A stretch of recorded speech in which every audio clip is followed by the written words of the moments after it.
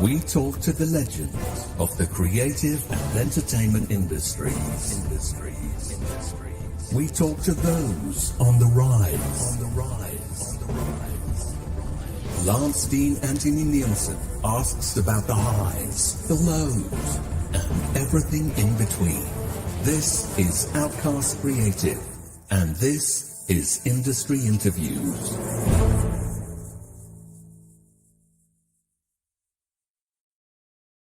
Hello and welcome to, can you believe it, Industry Interview number 70 since I started these July 2 years ago. It's the 2-year anniversary of the channel this week.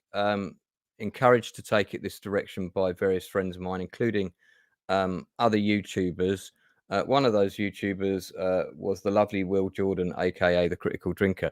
And funnily enough, that was the segue conversation when I introduced myself to this wonderful guest that I've got coming on tonight. He's one of the most prolific independent British film directors that we have, extremely talented, and like myself, a bit of an outcast. So even more respect and props to this man. Before I bring him in, let's just check out the trailer for one of my favourite horror films of all time, which is very much his own work.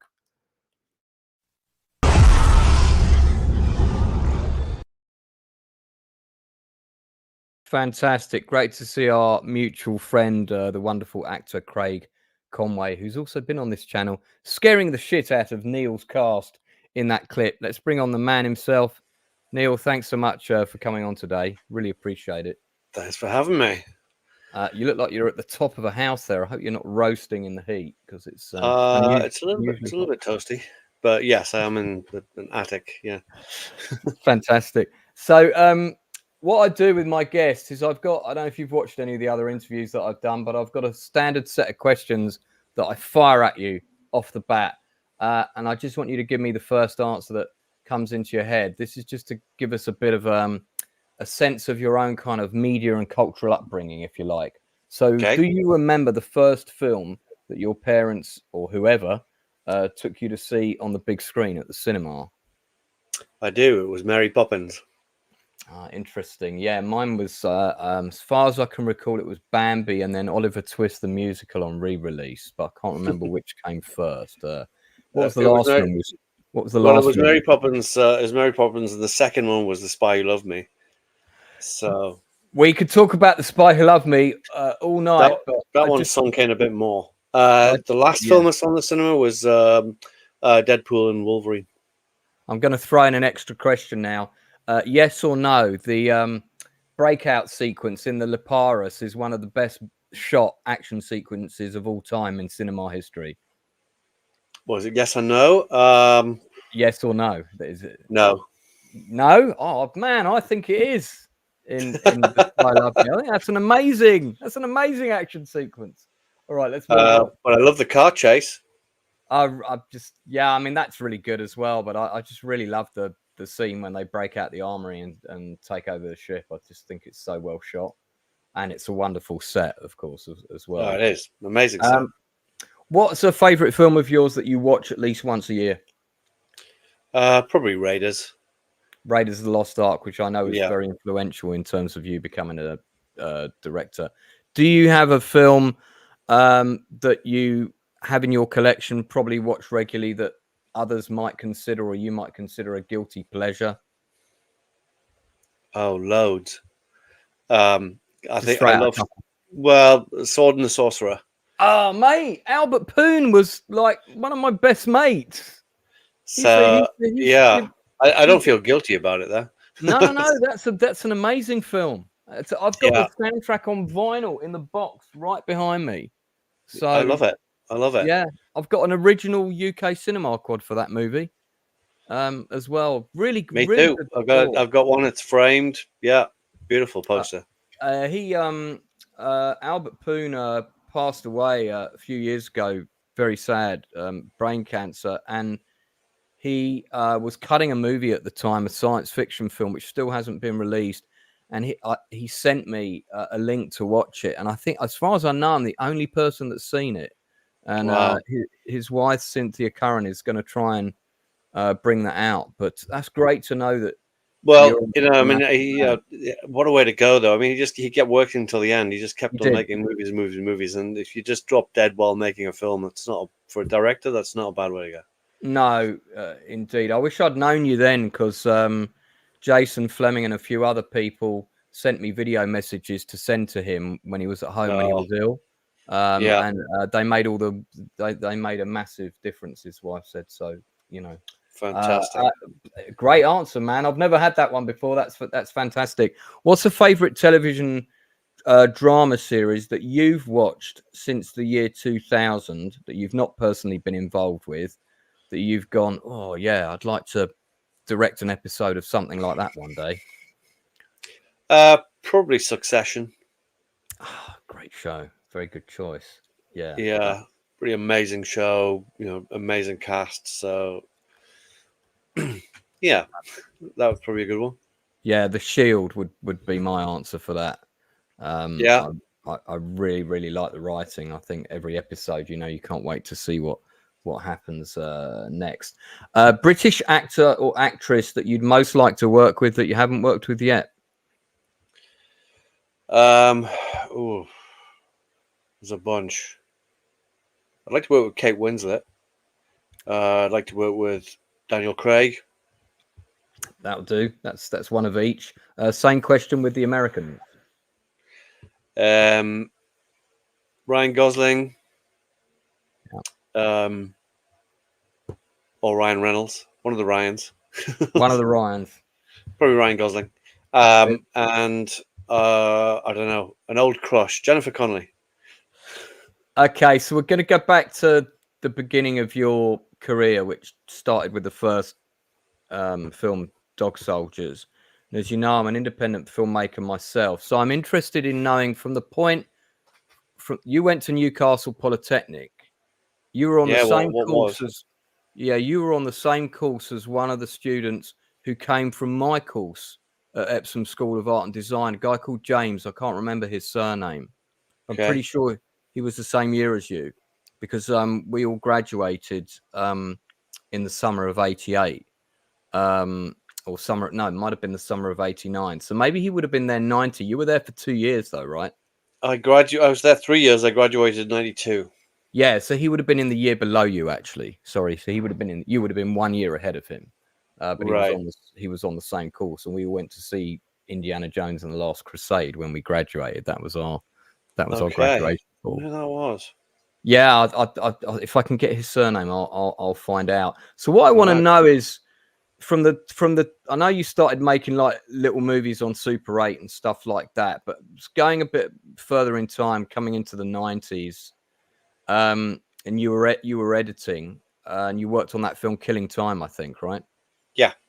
I remember when that was kind of doing the round festivals. Yeah, when I graduated from Newcastle Poly, we did a screening of all the graduation films at the local cinema, which is the Tyneside Cinema, and a couple of a local producer and director team came along to that screening, and that was Richard Jones and Barrett Naluri, and they were the ones who were putting together. Eventually, a few years later, anyway, they offered me some editing work. I worked with them on a few things, some short films, this, that, and the other, and eventually, they decided to make Killing Time, and I came in as a writer and an editor, and God knows, I did about 5 different jobs on that, if not more. But I didn't direct it. Barrett directed it. No, I'm aware you didn't direct it, but at some point, I'm assuming as part of that journey, you started sketching out ideas for your own film, the first one of which was Dog Soldiers. Well, So it was sitting on the set of Killing Time, right? Watching chaos just ensue around us, just bedlam. That myself and the production manager, a guy called Keith Bell, who was in the year below me at Newcastle Poly, so would have been in the same year as this James guy. Yeah. So me and Keith sat there and we were like, we can do this better than this. We can do this. We can do our own movie where people get paid and it's not chaotic, and we can do it better than this. And that was the germ of Dog Soldiers there. So it was on set in 1995, filming that, and at some point over the next few weeks or whatever, I came up with the concept of soldiers and werewolves. So from the point of view, Killing Time, by the way, was the one with Craig Fairbrass in it. Is that correct? Yeah. That's nuts because I'm writing a screenplay for him right now. I just jumped off of it before we came on here. So a small world. So from the point of view that you got the concept and you started playing around with some ideas as you do as a writer to day one of filming, how long was that? 6 years. Okay, so once you had first draft of the script ready to day one of filming, how long? About 5 years. And then because it didn't take me, I wrote the first draft pretty quick. I mean, by the time we actually filmed it, we were on draft 18 or something. right. So, took a lot of time to redo the script. I mean, it was time well spent, to be honest. That wasn't, we weren't waiting around for the film to happen. We were trying to get it made for years. Yeah, At various false starts. Because we were thinking of doing it in the Isle of Man, and then that fell through, and then Canada, and then that fell through, and then eventually, we ended up doing it in Luxembourg. Yeah, I assume that the Isle of Man thing that was when they were pushing their funding initiatives. it was. It was quite busy then. It was scouted locations and all sorts there. So, but just didn't work out. Yeah, it's an interesting place and quite a good location to shoot horror films with ruined castles and all the bits and pieces that they've got to offer, and the infrastructure there is. Also, during that time, I was I thought, it's all very well me writing the script, but I kind of need to prove to people that I can direct something as well. So I set about doing a short film. I'd done a couple of short films for local television, things like that, but I wanted to do something that I was quite proud of, and did this short film called Combat in 1999, and it was got Craig in there, got Leslie Simpson in there, got Sam McCurdy shot it, so like a lot of the people who would later be involved in Dog Soldiers were on that, and Combat is available on the Dog Soldiers DVD. It's funny actually that you mentioned Craig again, because I often thought when I was watching Dog Soldiers, it felt like one of the parts was probably written with him in mind. Was that true? Weirdly not. I didn't know. I kind of sort of knew Craig. I can't even remember how we first met, to be honest. But it was a while ago. It was before then. But it was all part of the Newcastle sort of mafia at the time. And what happened was there was somebody else lined up to play that role, and they bailed on the film like 24 hours before filming was going to happen. Yeah, and that's when I got onto Craig and just said, I need you to save my life, and he literally just hopped on a plane, flew over, and did the scenes. And that's when he became my lucky mascot, I think. So you ended up working with Sean Pertwee, Kevin McKidd. I mean, Pertwee obviously comes from an acting dynasty as well as being the son of my favorite Doctor Who. And Kevin McKidd, he's gone on to be a legend of an actor now. Was in one of my favorite TV series, Rome. Mm-hmm. How did you work with a casting director on Dog Soldiers early on, or were you kind of reaching out to people to attach talent as you were trying to shop around?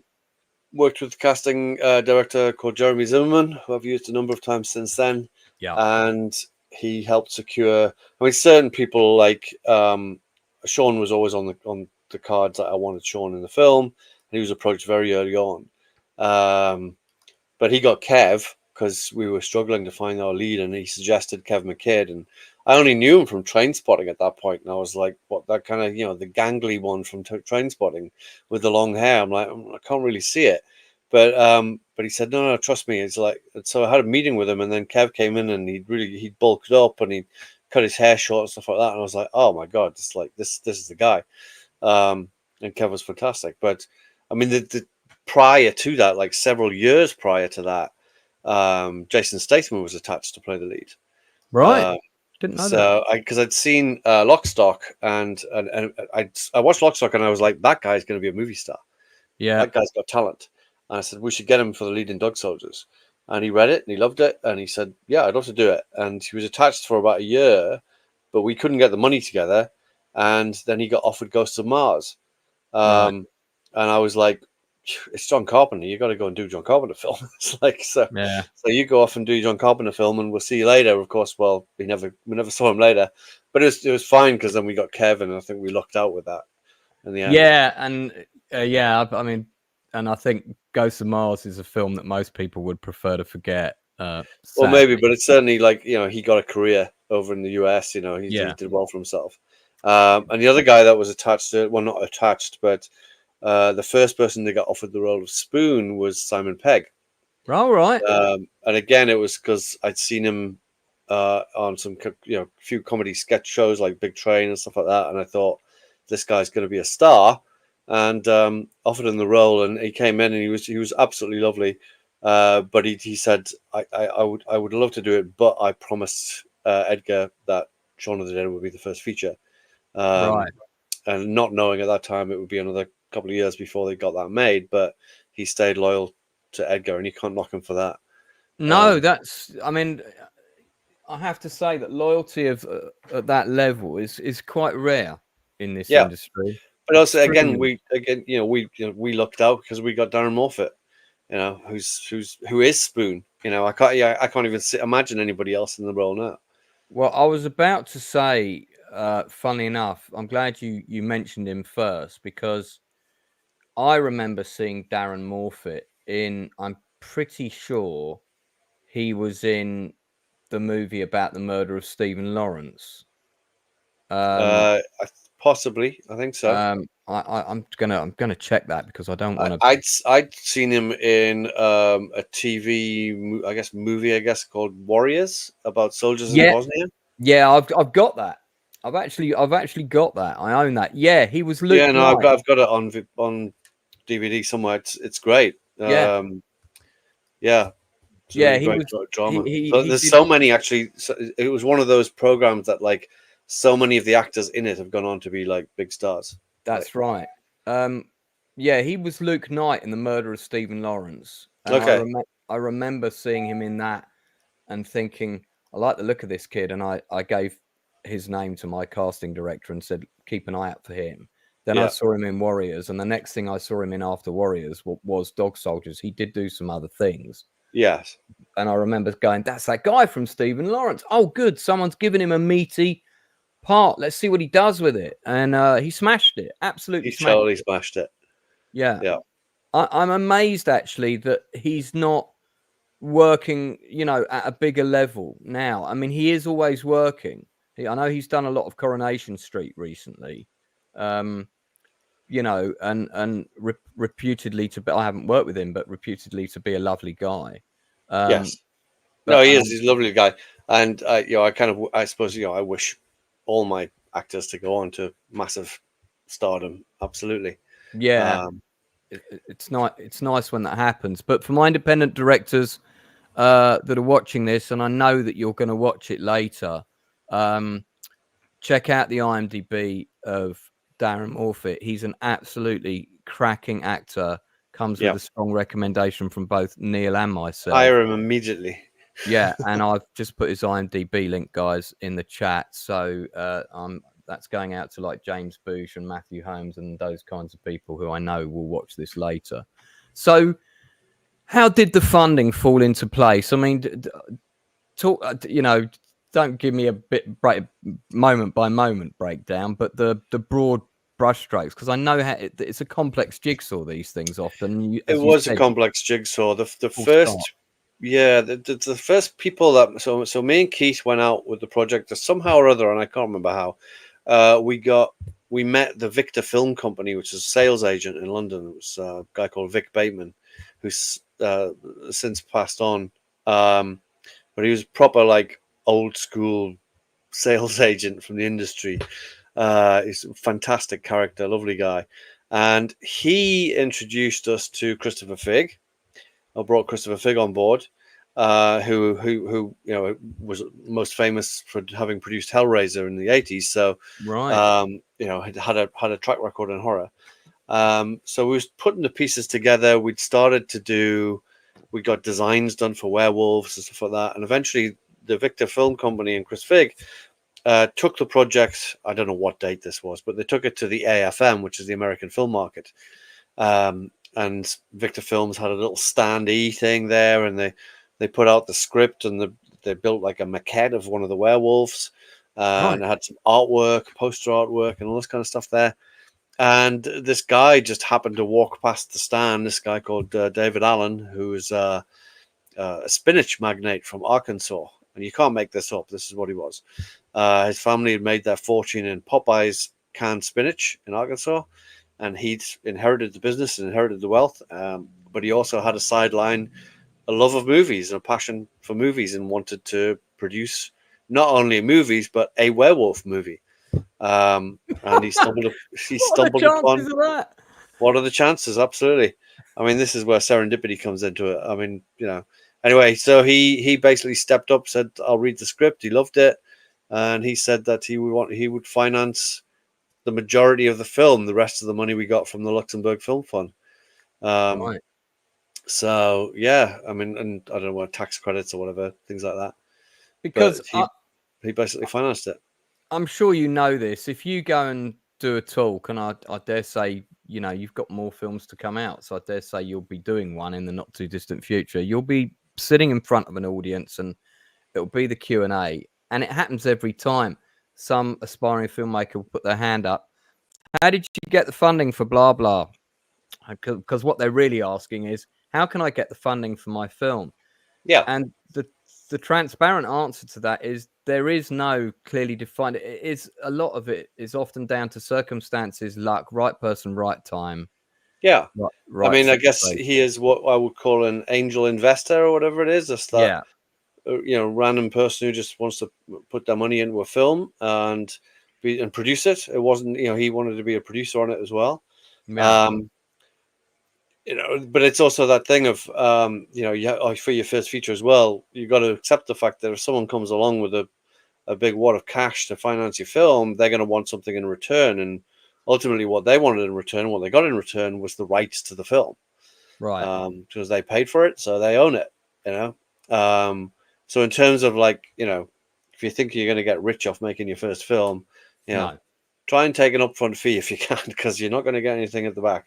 No, not unless you're very clever or you make it for ultra low budget or something like that. But what was the budget on Dog Soldiers? $2.25 million. Right. Okay. And what sort of portion of that went on the cast, give or take? Well, I know that it was a huge chunk, several $100,000 went on the werewolves, creating the werewolves.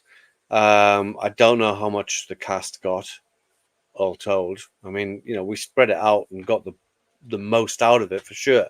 Right. I think the money went a little bit further in Luxembourg than it would have done in the UK, and we didn't have long to shoot it. I can't remember how many days it was, like 25 days or something. Yeah, I was going to say, I think you said between 21 something like and that. 25. Yeah, before. Don't remember the schedules, but yeah. So we're just trying to make it work. What was, as a filmmaker, what was the biggest challenge on that movie? Probably the werewolves. Just trying to get them right and trying to figure out how to film them so they looked half decent, and they we were beset by problems with that. I cast dancers to wear the suits because I thought they would be elegant, and I thought it would give it some, their movement would be more elegant. But when you take dancers and you put them on stilts and essentially make them blind, all of that elegance goes out the window. So they struggle to walk around in these 7-foot tall werewolf suits with only a tiny little hole in the mouth to look out of. Right. And there were sweat and buckets as well in there. It was pretty grim for them. They slowly but surely got more confident, and it became easier as the werewolves kind of attack the house and get inside the house, because then they could use the walls and the ceiling to hang on to and move, and it gave them a really kind of creepy feel when they're kind of feeling their way along the ceiling. So that worked out well in the end, but it was a process. Yeah, and that was what made it difficult. Yeah, and on a low budget film with a tight production schedule, you don't always have a lot of time to explore the process. No, When you got your but we did. actors, Well, we had a fantastic crew and a fantastic cast, and everybody was so into it. I yeah. mean, it was a great spirit on the set of camaraderie. So everybody was just going for it. When you got your actors, most people would like the chance, especially if a film's got a lot of dialogue. You'd like the chance to have a week to rehearse with the cast. That's a luxury, I think. Have you ever been in circumstances on any of your films where you've had that luxury? You've had the ideal time to rehearse and you've had the ideal time to shoot, or has it always been back Well, on something like Doomsday, I was given time to rehearse and time to, I was given the right amount of time to shoot. I mean, I don't recall being in such a mad rush on Doomsday, but right. it probably was. I don't know. Just I've cast away the bad memories and only remember the good ones. But yeah, that's a good idea. no, I think Doomsday was like one of those films where it was like, okay, I had exactly the right amount of time to shoot what I had to shoot and do it the best possible, and we took our time on stuff, Yeah. So that kind of thing worked out okay. I've But got a really on nice. most of it is you just hell for leather. Most of them. I've got a really nice special DVD edition of Doomsday with the booklet with all your artwork that was done for it. Oh yeah. And the Yeah, wall. Greg Staples, fantastic artwork. Yeah, really, really nice. One of my favorite movies of yours, because I'm a big history guy, as you know, is Centurion, and I went to see this at the cinema, and of course, this is all based around the myth of the Ninth Legion disappearing. Yes. In the mist and not coming back, and of course the truth of it is probably that there was a big massacre and Rome kind of covered it up for all sorts of political reasons. Fantastic casting in this once again. You've got a number of actors that were not yet heavyweights, most of whom are heavyweights now, including the excellent Michael Fassbender, who I think the first thing I saw him in was Band of Brothers, which we've just done. We've just done a whole massive breakdown of that on the channel, episode by episode. It's amazing how many big A-list stars were in that who had a couple of lines. Michael Fassbender and Tom Hardy being two of them. Am I right in thinking that although you shot a big chunk of this in Scotland, you ended up doing a whole load of pickups south of Gatwick in that quite famous park that's often used for filming? It was actually it was more than pickups. We only shot in Scotland for a week and a half, right? And the rest of the shoot was all basically in Surrey. In Surrey, yeah. So where the forts are built and where the ambush takes place, the big battle, that was all in Surrey. Right. It's just that by pure coincidence, Surrey is also filled with pine trees and heather. In certain parts of it, so it's a really good double for the part of Scotland we were filming in as well. So we made that one work. Yeah, the big ambush sequence in it with the fiery boulders and all that kind of stuff. In terms of like planning and staging that, I'm particularly interested as a filmmaker. How did you storyboard that? How many days of planning were that with the rehearsing with stuntmen and stuff? You had a large number of extras to incorporate. What was the talk us through the schedule of that sequence.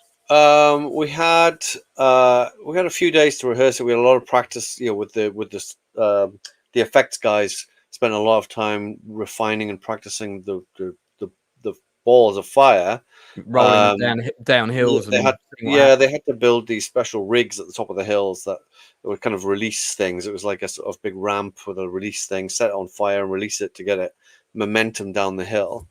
So there was a lot of prep in that. The stunt guys spent a lot of time rehearsing as well. I mean, we did as much as we could because ultimately that entire battle sequence we had to film in, I think it was 2 days. 2 days, right? Yeah. How many cameras did you have on that? We had 3 cameras. Okay. But we came up with a bunch of tricks. I mean, obviously, like we only had 200 extras. We had 100 Picts and 100 Romans maximum. And so anytime you see them in the frame, it's like, that's it. That's what everyone we had is in the frame. And if anyone was outside of the frame, it was a waste of money. So it was like, get them in the frame, just condense them, like using long lenses to condense everybody. And it makes it look busier, and just making sure that anybody that we had was inside the frame. Right. Another thing that we did was, in order to get through each of the different fights, was rather than move the cameras around, I set the 3 cameras up, 3 different angles, and moved each little fight sequence in front of the camera, and then dressed fresh extras around them and in front of them, and then just filmed it that way. And because of all the shit that's going down, you just don't notice. Also, because we switched lenses, like we would, if a different fight was coming in, we'd just swap lenses on different cameras, so everyone was getting different angles. Just mix it up as much as possible, but that enabled us to just rattle through the fight sequences way faster than if we try to move around the battle scene. No, I understand. How many of your, I mean, not all of those extras. You had 200 people, so they weren't. You would have had a core stunt team, I'm guessing. Yeah. For your foreground. We used a lot of the reenactment guys. Right, that was where I was going. I wondered that. They come with their own costume and everything, Yeah, we had a fantastic bunch of reenactment guys for the Romans, and a lot of stunt guys mixed in there. So anybody who was like up front doing something hazardous would be stunts, and then background fighters was all the reenactors. And there's an actress in this. I forget her name, but I think she's one of the key picked assassins. Gets a lot of screen time, and I think she's also in Doomsday and plays one of the plays like Craig Conway's missus in Doomsday. Is that the same lady? No. Didn't have the same two. Maybe I'm getting no. Well, so there's various picked assassins. Obviously, there's Olga. Yeah, it's not her. Is she blonde? Yes. Okay, so that's my that's my ex-wife. That's Axel Carolyn, who's now super successful director in the US. But at the time we were married when we made this. Because she plays a plague. Of Game of Thrones you directed as well. Is that? No, she was only ever in. She had a brief. She played a plague victim in Doomsday, and then she played a Pict in this. Right, and that's the only things of mine that she was in. Okay. For some reason I thought she would sort of almost kind of reprise that same role in Doomsday as the female meanie. No, she was a stunt performer on Doomsday. Okay. Fantastic stunt woman. Yeah. Also director now. So a lot of people that work in stunts do also go into directing once they've done enough coordinating. That's fairly common. So what was the budget on Centurion?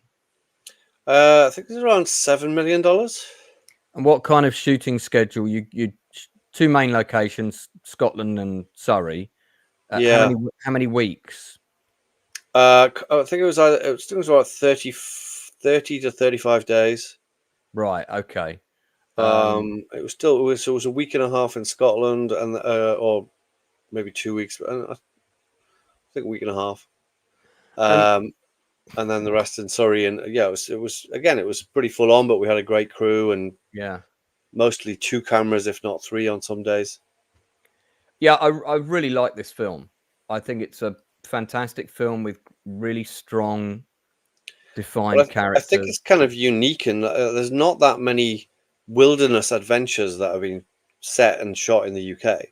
No, because we don't have an awful lot of wilderness, so it's pretty unique for that. It's also it's kind of like a Western. It's like a sort of, there's a lot of Western elements to it. Did you take some inspiration from one of my favorite films of all time? Definitely would be in my top 20 movies of all time, maybe even the top 10, Last of the Mohicans. Yes, absolutely.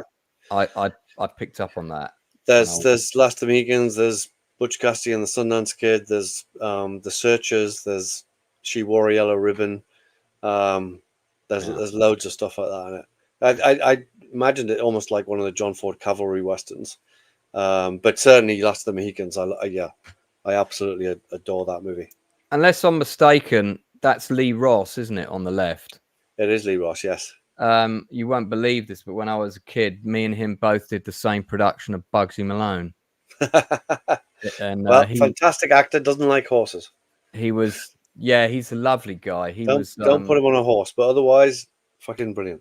He played Fat Sam, actually. And do you know who was in the same? There were 6 companies of 30 kids, and in one of the companies was Catherine Zeta-Jones. Wow.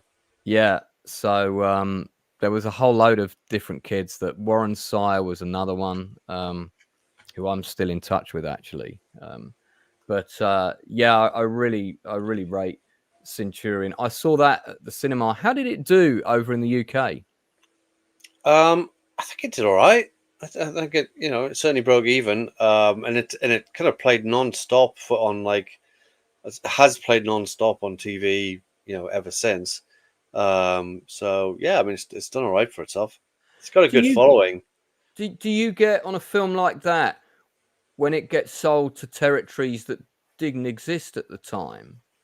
Do you get some kind of back end fee? Like, you wrote and directed Centurion. Well, it gets sold to Netflix, which didn't exist when it was made. Yeah, well, you don't get anything from Netflix.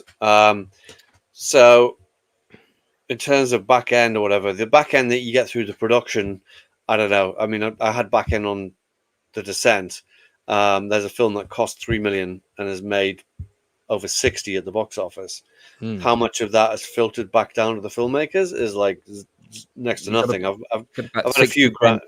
Yeah, I've had like 2 or 3 grand profit from that movie, and that's over 20 years old.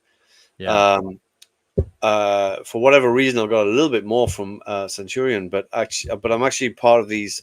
There's a couple of things in the UK. There's a writers licensing association, and there's a directors UK, and they actually collect revenues from TV performances when it's shown on TV and stuff around the world.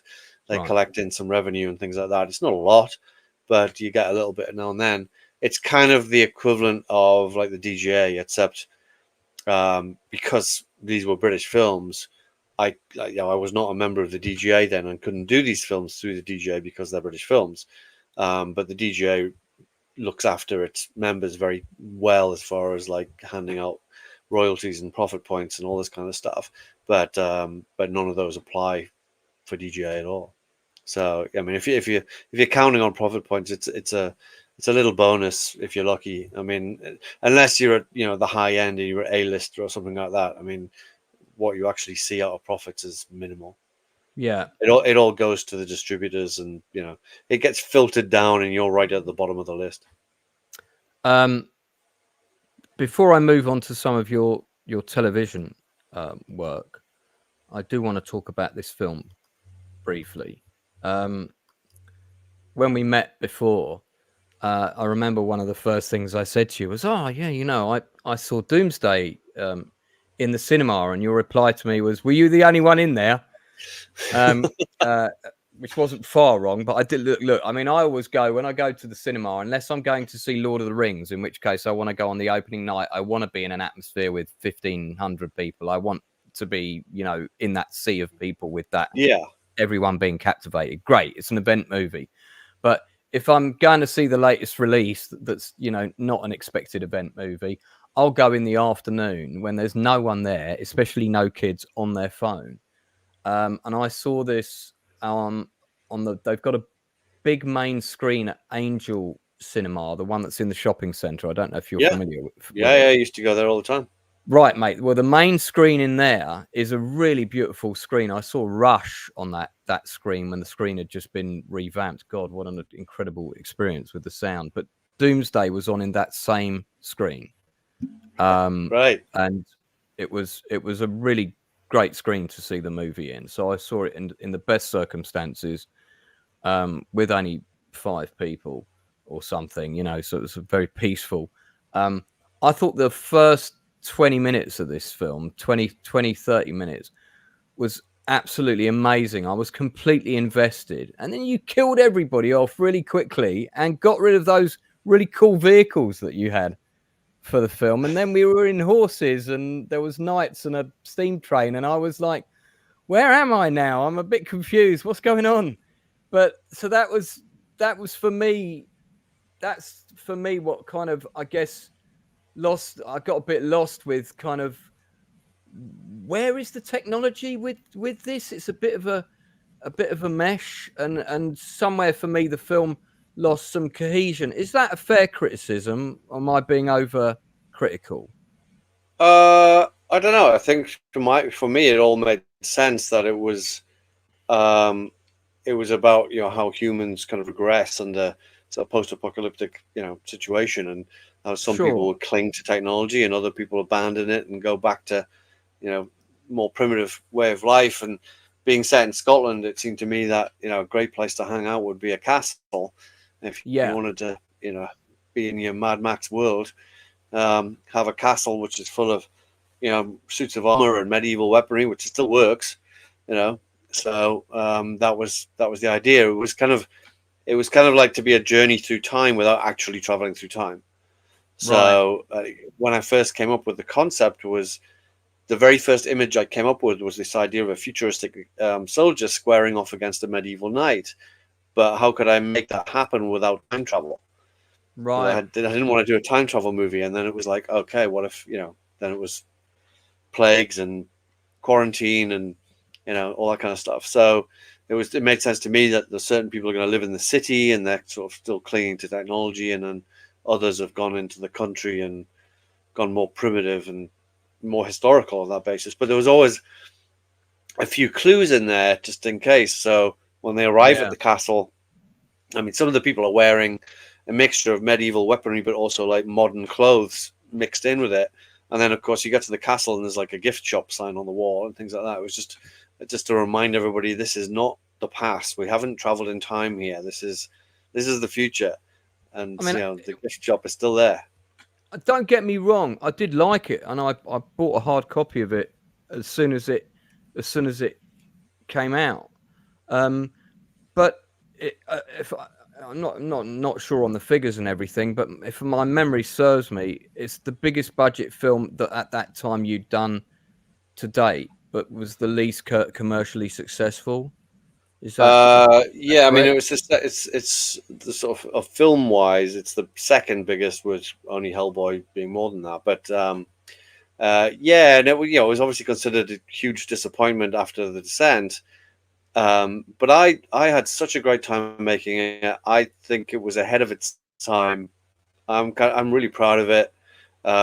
Sure, there's a few things I might do differently, but on the whole, I think it stands up. And more people over the years come to me, and maybe post-COVID, I don't know, but more and more people come to me and say how much they love Doomsday. And I think, yeah, it was crazy. The whole thing is mental. It was like, I don't know, it's kind of like making Apocalypse Now or something, going off to South Africa and making this lunatic film. I can't quite believe that anybody gave me the money to do it, but they did, and I'm not, you know, I'm very grateful to it because you know, I'm very proud of it, however nuts it is. There's our man Martin Compston from Line of Duty, doing a bit of a Robin Hood number. Yeah, I mean, it's got some fantastic sequences, some amazing characters. A very huge nod to Mad Max in the last 20 minutes. Yeah, Mad Max, Escape from New York, you name it. The Warriors, it's all in there. It's just a complete like homage to all the 80s movies that I love, from sword and sorcery movies to sci-fi and fantasy movies to post-apocalyptic movies. They're just all in one movie. And there's our man Craig, who we must give a nod to, who's been on the channel before and is absolutely fantastic lovely. Performances, great villain. Yeah, I've followed his career since he was in Our Friends in the North, so I'm supposed to go up and do a talk at this course thing that he runs, and we must Craig, we must sort that out, mate. Yeah, so shooting time on this? How long? And it was all shot in South Africa, was it, or did you shoot some in Scotland? No, we shot some stuff. Like there's a sequence on Tower Bridge, so we shot some stuff in London. We shot a big chunk in Glasgow. Shut down some parts of Glasgow to do some of that. But yeah, the majority of it was in and around Cape Town, and we had 11 weeks to shoot that movie, which bloody luxury. Loved it.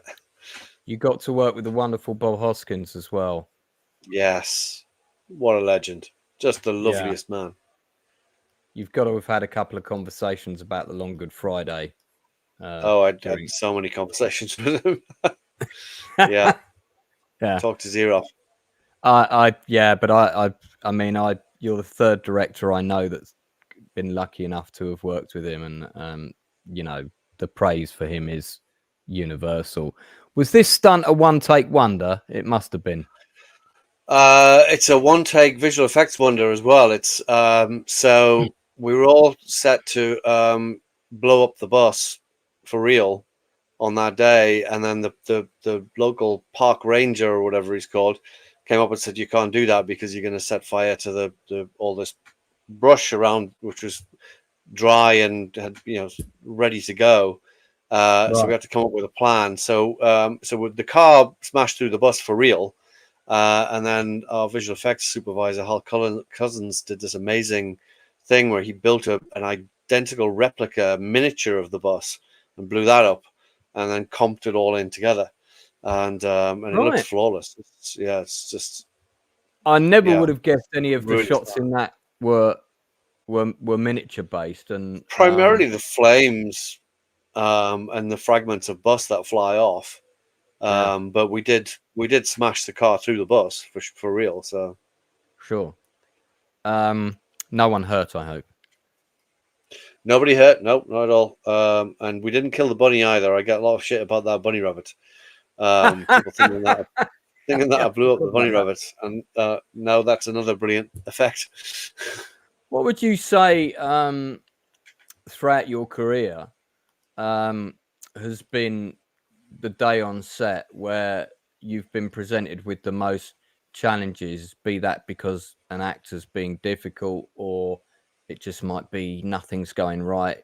You know, we've all had one of those. I mean, it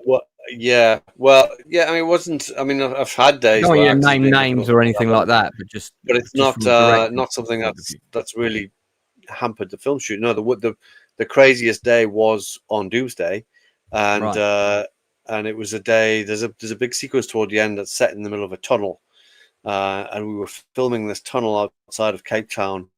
It's like 2 miles long. It's a motorway tunnel, and alongside, running parallel to the motorway tunnel, is the escape tunnel, the emergency escape tunnel. The motorway tunnel is all nice and, you know, tarmac and all that stuff. The escape tunnel is just, you know, it's just a tunnel with a dirt path and all that kind of stuff. It's just a basic thing. So we were filming right in the center of that, so it was a mile each way to get out, and our generator caught fire in quite a big way. And when the Jenny goes up, it goes big time. So like almost immediately, the place started to fill with like blinding, choking smoke, and you know, the word was given to evacuate immediately. So everybody just jumped into any vehicle that they could. Me and the first AD ended up hanging on the back of some van and just like racing for the exits. The fire team went in, like we got out, and it didn't feel so bad when we were in there, but when you get out and you turn around, you look back, and it's like this chimney of smoke just bellowing out.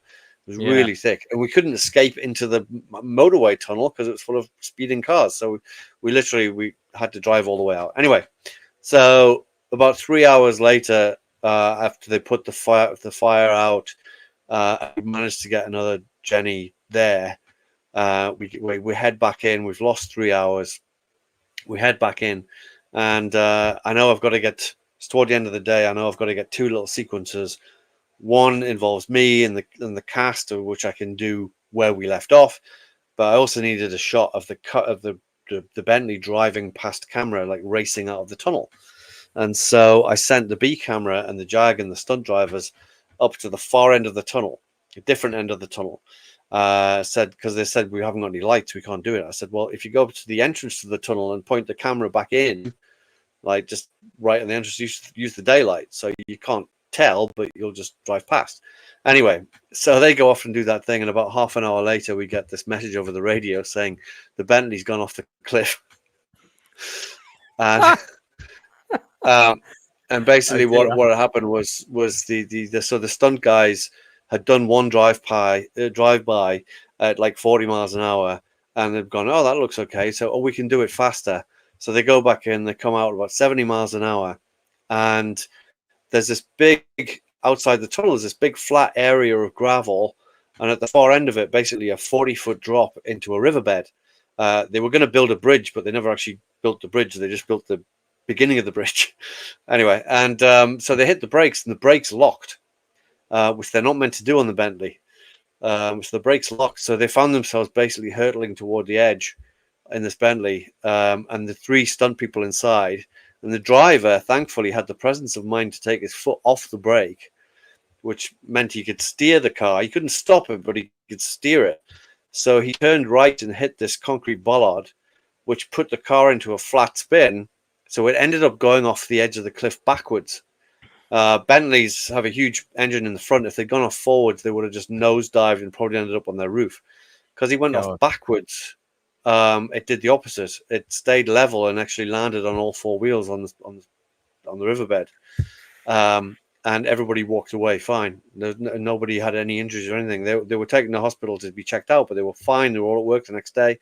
The Bentley became an insurance claim because it was never meant to lock its brakes. And even the Bentley, like, things like the electric windows and things still worked, despite being completely smashed on a riverbed. But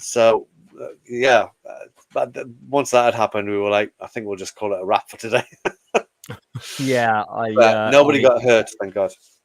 Crazy day. I'm guessing that your connection to getting the gig on Black Sails, because you directed the pilot episode and episode 3, I believe, of season 1, if that's correct. Yes. And that show was entirely shot in South Africa. It was, yes. Yeah. Doomsday, South African production. Did you make some sort of industry contacts there that led the segue into Black Sails, or was this a job through your agent? No, weirdly, it kind of had nothing to do with it. It was off the back of Game of Thrones, having done the Battle of Blackwater. I was offered Black Sails from that, right. And it just by coincidence was like it. For me, it was I was itching to go back to South Africa and film something there. I loved filming there, so right. I got to go back. And yes, there was an awful lot of the crew of Doomsday were involved in Black Sails, but it wasn't really a production thing. So therefore, strings were not pulled from that side of things. I've watched the entire series. I love it. Were you very much called in as a director for hire? How much influence did you have on the look and the shape of the tone of the show? Well, because I did the first episode and I worked very, very closely with the writers and the producers and the rest of the creative team, I had a great deal of influence on the way the show was going to be shot and cut from then on. So yeah, I definitely wanted. I mean, I think they wanted the guy who'd done Blackwater for Game of Thrones, so they wanted me to put my stamp on it to a large degree. Right.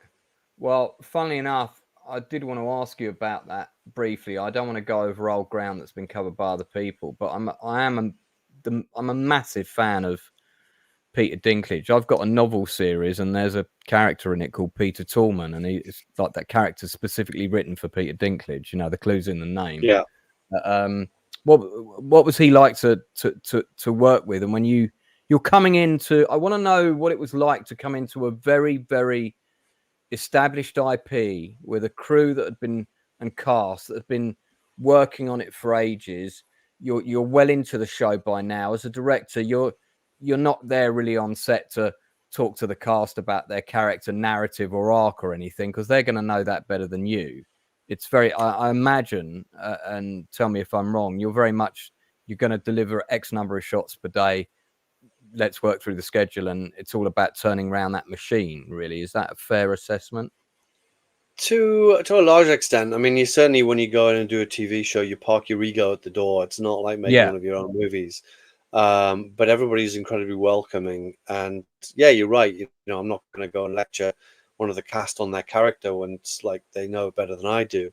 But certain nuances and things like that, or certain ideas that you can have for a scene, they want that. They absolutely want that. They want to be directed. So, you know, everybody's fantastic. Peter was absolutely lovely. Because also you're going into a community where everybody's there. So I was like, I got to meet all the cast and stuff that I never even got to direct. Right. So everybody was hanging around, and it was this huge atmosphere of creativity. But they were really, really brilliant as far as bringing the directors in, and from my experience anyway, you know, they wanted my input, they wanted my involvement creatively. So I wasn't just a director for hire on that set, because when I came on board, the battle itself really made no sense according to the script. It was like 40,000 people getting off boats and standing next to a door, like waiting for 20th run to kick the door in. It made no sense. I was like, this is an illogical battle. You've got to bring ropes and ladders and a battering ram, and I designed a boat that was a battering ram. If you turned it upside down, it became a, you know, that's right. canopy I remember thing. that. So That I was your designed idea. that, and they built it. And yeah, it was just an idea that I came up with, and they built it. And just various other things. I was like, you know, Stannis he can't just stand on the beach. He's got to get into the fight, you know. So let's get him up the ladders and into the fight, and just bits and pieces like that. But a lot of battle strategy. I mean, you know all this kind of stuff. So just bringing basic strategy of battle and warfare into the episode. You know, I think it paid off massively. But yeah, it was an awesome experience. I think I was like 20 days I had to film that, or 18 days. So it wasn't far off, you know, shooting a feature. But they had, you know, 2 crews working in parallel, 2 full crews working in parallel. You know, some of the best heads of department in the business, amazing crew and extras and everything else. I mean, it was just remarkable. It's good to be part of.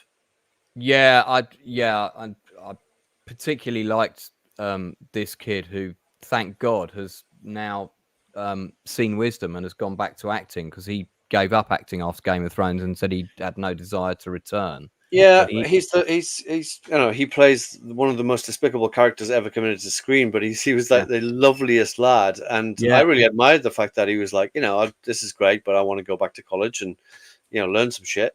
And now he's done that, and he wants to act again. It's like, you know, smart kid. Yeah, I've seen he's got something coming out pretty soon, so I'm looking forward to that. And again, this is another show that discovered the career of many a fine so many actor. Yeah, and also worked with some of the best existing talent that we already had in the UK. What you said about it's great to hear that you came in and kind of organised that, because as a director, having staged some pretty complex action stuff with tanks and explosions and 100 extras, you know, on both sides and that kind of thing, my take on it is that for the audience, the geography, articulating the geography of a battle to the audience is really important, because the massively geography, important. it's all about the stakes of the battle and them understanding where people are and what the stakes are in the battle, where they are. It was a little bit easier on Blackwater, because it was kind of, you know, people from the boats trying to get to the wall, and it was kind of taking place in one particular area. On the next episode I did, The Watchers on the Wall, it was a bit more complicated, because we had a battle going on. You know, we had something going on one side of the wall. We had a battle going on in Castle Black, and we had stuff on top of the wall. So on that one, we created some specific shots that just tied everything in together and just made sense of the locations, just so people didn't get lost, you know. Yeah, the Castle Black that set was built in Ireland. Yes. Magramon Quarry outside of Belfast. That's right. Yeah. Both of them, but I filmed both episodes, Blackwater and that one, in the same quarry. It's just different parts of the quarry. Right. That was my next question. I wondered whether you went off to Dubrovnik to shoot the No, Blackwater. I never got to shoot any glamorous locations. Both episodes were shot in Belfast, nearly all night shoots and in the pouring rain for 3 weeks. It was interesting. So that castle set for the Blackwater, that was all a set constructed. They built a section of the wall, yes. Yeah. Next to there's a big lake in the bottom of the quarry, so they built a section of the wall next to the lake with a beach, so that we could do that whole sequence. Yeah. And then Castle Black was, because it's all arranged in these huge layers. It's a massive quarry, and up on one of the higher levels was Castle Black, and there were various other sets sprinkled around, like tunnel entrances and things like that. Yeah, I for a long time you could view it all on Google Earth. I don't know if it's still standing, but it was there. I guess probably not. No. But yeah, it was impressive. Quite the backlot. Yeah, very handy, and not too far for people to drive from their hotel from Belfast. So I want to talk to you about Lost in Space, because you're an EP on that. Yeah, and directed the first 2 episodes. So was this the concept of the show? Was this very much your baby? Was it something you were brought on to talk us through it a bit? Yeah, I came on board it to work with the writers about 2 years before we got it made. So we spent a long time developing the pilot episodes and the series. And then once we got into production, I was heavily involved in designing the robot and the spaceship and all that kind of stuff. The iconic bits and pieces that we needed to have in there. Yeah, one of the things I really liked about the show was the robot. So when you came on board, the show was already happening. It was already greenlit at that point. No. We were putting together the pitch that we all went out to Netflix and pitched, and then Netflix picked it up. And once Netflix picked it up, it all happened quite fast after that. But yeah, it was a long process. Talk us through the pitching stage a little bit with that, because I think people would be interested to hear about it. Presumably, you developed what is now widely known in the industry as a pitch deck or a pitch pack, depending on. There was a pitch deck, and there's various bits of artwork and this, that, and the other. But it wasn't. I sat in on the pitches, but I didn't do the pitches. That was primarily down to the writers. Right. That's the nature of TV. Is ultimately like the writers are the showrunners. The writer is king on TV still. So yeah. So I lent my creative vision to it, and they did the pitch. Did you have? Because usually people will say, well, these are the key characters. These are some actors that would be suitable for these characters. You kind of have a spread like that.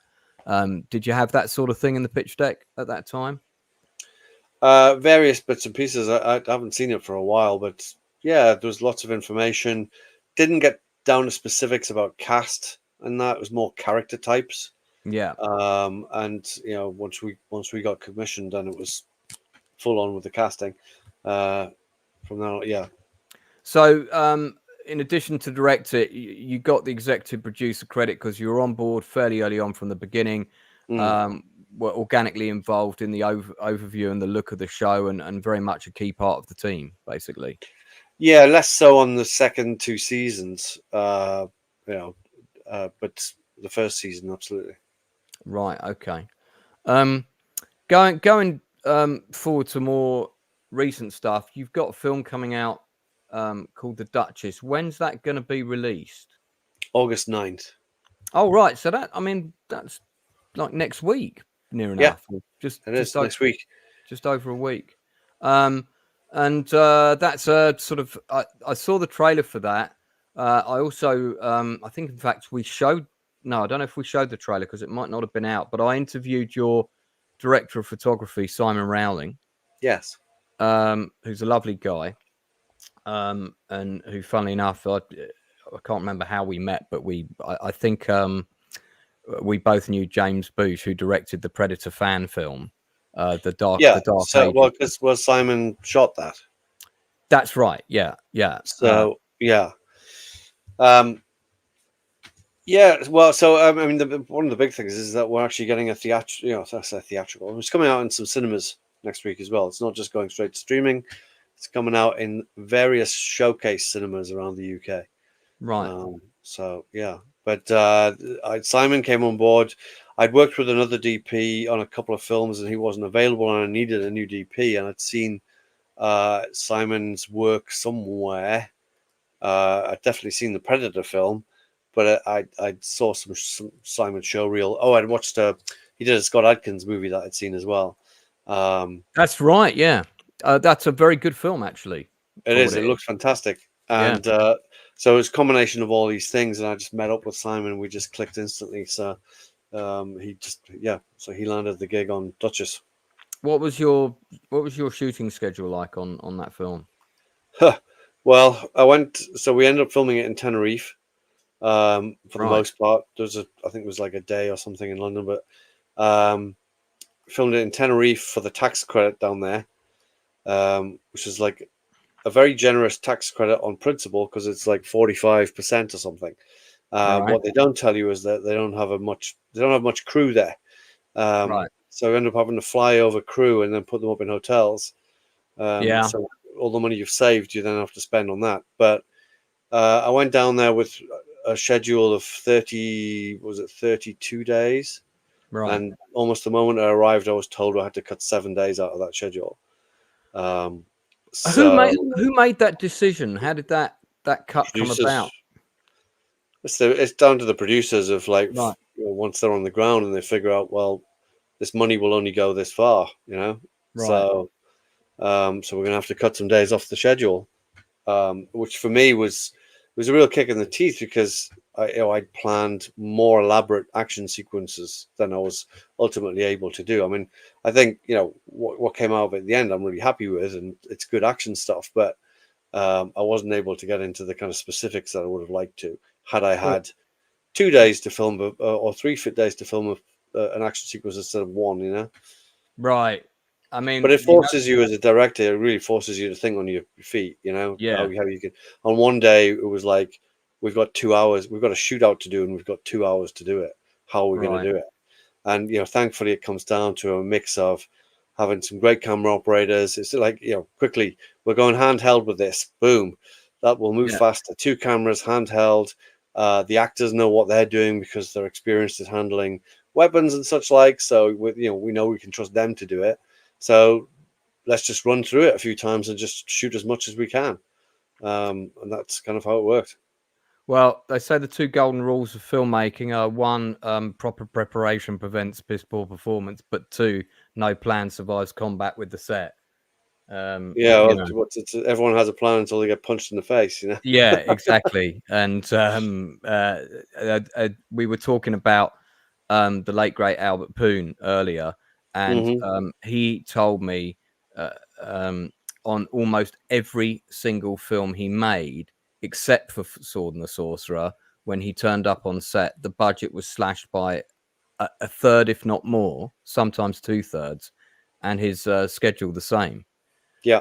And people wonder why, because he's known as a bit of a B-movie king.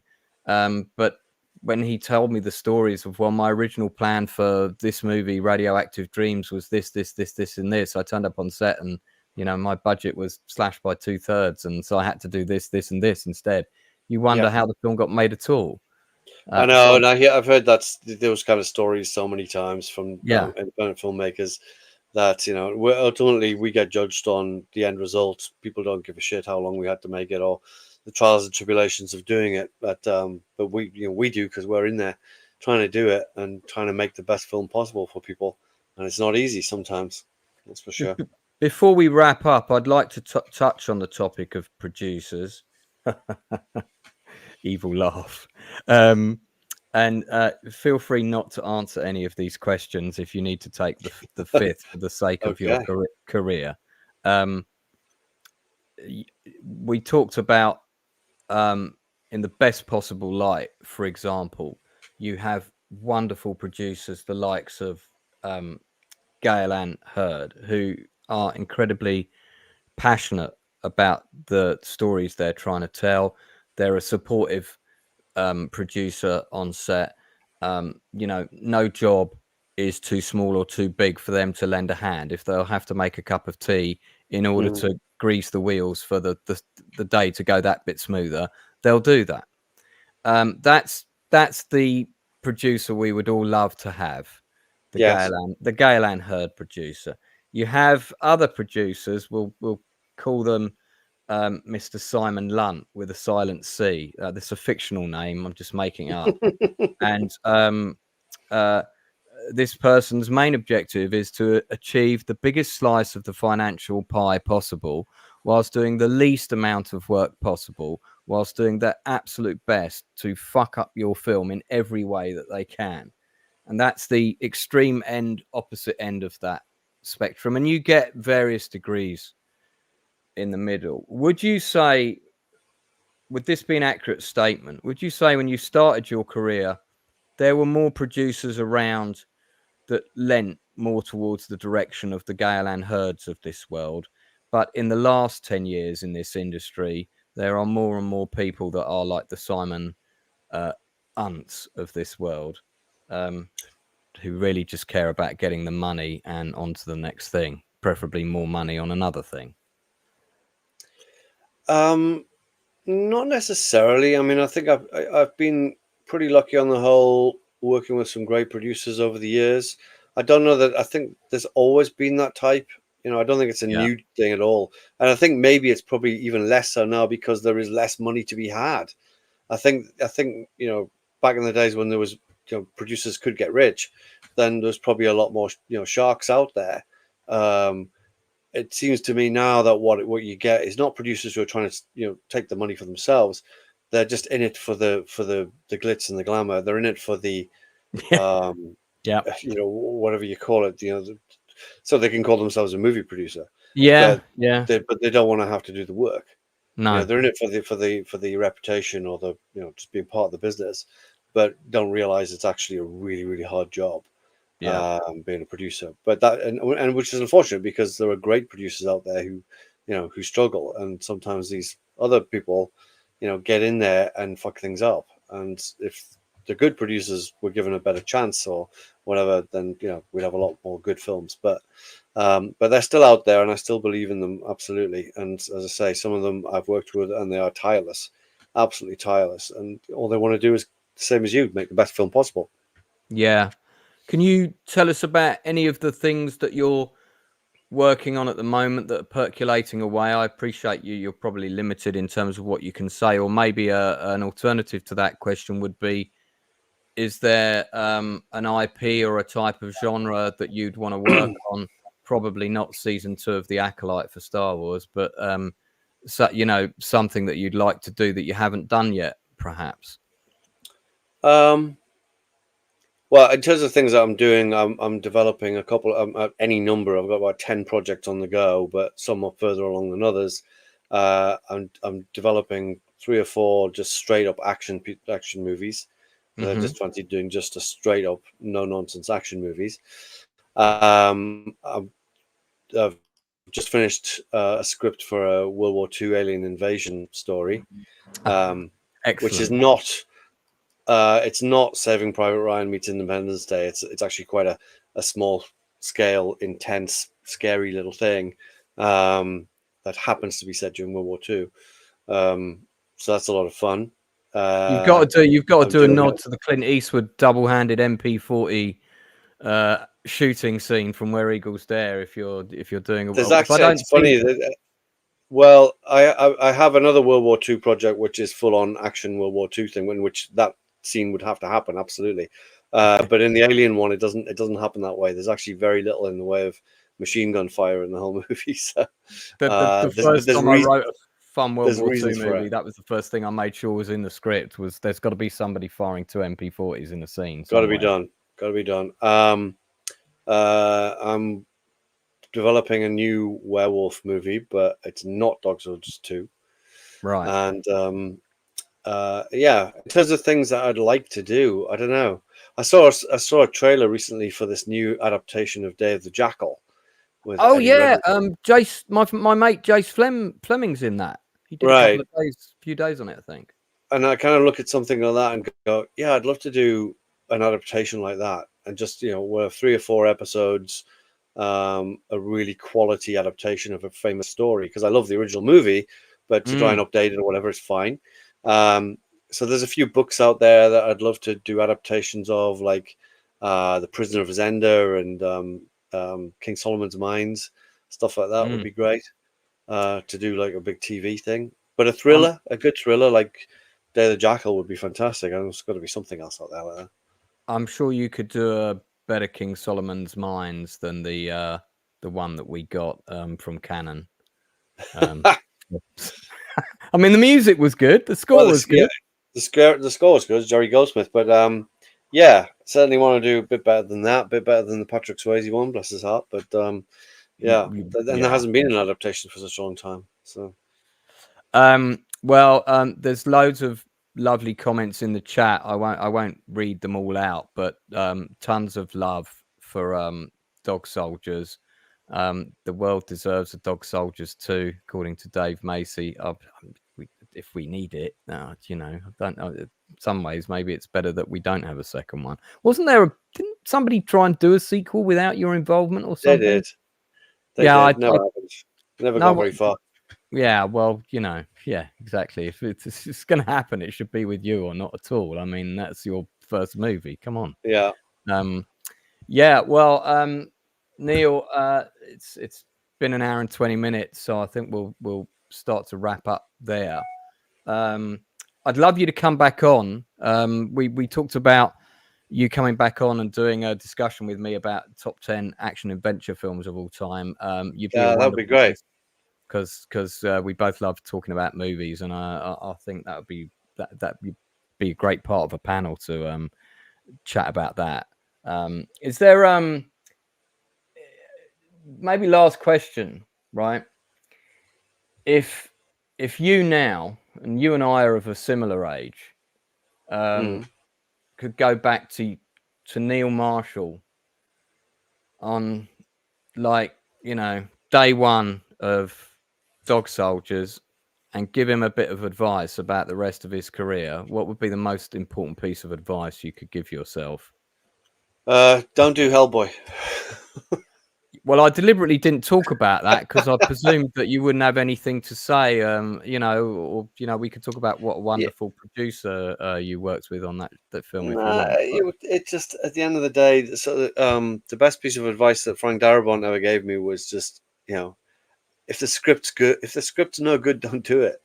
It all comes down to the script. If the script's great, consider it. If the script's terrible, don't do it. And I went and did it for all the wrong reasons. So, if my advice to myself is, don't do it.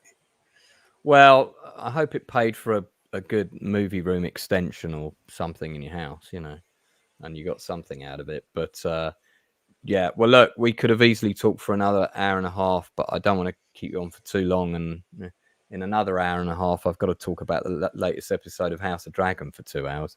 And that's a show that you should definitely be directing. I don't know why they haven't asked me. Mate, that show is top quality. The writing is first class. It's an amazing cast. No, it's something I definitely, it's the world that I know, so I'd love to get into it. Yeah, and I've interviewed one of the cast on the channel already, and I'm hoping to get another one on pretty soon. I'd love to see you direct an episode of that. I know you'd bring something special to it, and especially if it's got hundreds of guys running around and lots of toys. It's kind of amazing how much when we did Blackwater, that doing an episode of a huge battle and visual effects or whatever was pretty new and untried, but now it's like every TV show's got huge battle sequences in it, with the visual effects and stuff like that. So yeah, but but regardless of that, I would like to do an episode of House of the Dragon, or I don't know, a big fantasy show or anything. Yeah, good stuff. Just great scripts, Yeah, because it's all well and good having big battle scenes, but if the stakes aren't set up properly, they're meaningless. And I contrast House of Dragon with the new Lord of the Rings show, which I was really looking forward to. That I thought it was going to be really good, and Mm. I don't know what happened, but something happened. I just didn't buy Well, into I mean, it. it's also it comes back to the film we started talking about, where there was a recent World War II movie of Yeah, where there was no stakes, there was no jeopardy, there was no tension, there's no suspense. yeah, So you've and got to have the stakes. You're 100% right. yeah. Well, on that note, Neil, thanks very much for joining me. Guys, come back at 11 o'clock UK time, where myself and the panel will be talking about episode 7 of House of Dragon. I've got 2 more interviews scheduled already in August. Don't forget, I've got Gail Ann Hurd coming on the 25th of September. That's how far ahead I had to book this lady. Really, really looking forward to that. And Neil, I'll be mentioning you on that interview. So Well, do tell her I tune said in. hello. I will indeed. Guys, thanks for tuning in. Thanks for the comments for myself and Neil in the chat. I'm sorry I didn't get to read all of them out. We were rather pushed for time. And we'll speak to you all again soon. And we are